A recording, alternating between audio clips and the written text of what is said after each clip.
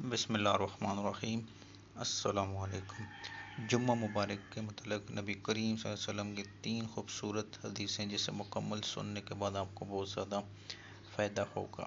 سب سے پہلی حدیث میں حضرت ابو ہریرہ رضی اللہ عنہ سے روایت ہے کہ نبی کریم صلی اللہ علیہ وسلم نے ارشاد فرمایا کہ جمعہ کا دن دنوں کا سردار ہے اور اللہ تعالیٰ کے نزدیک سب سے عظیم دن ہے۔ دوسری حدیث میں نبی کریم صلی اللہ علیہ وسلم ارشاد فرماتے ہیں کہ جمعہ کے دن درود پڑھنے کی فضیلت کے متعلق جمعہ کے دن مجھ پر کثرت سے درود پاک بھیجا کرو کیونکہ تمہارا درود میرے سامنے پیش کیا جاتا ہے۔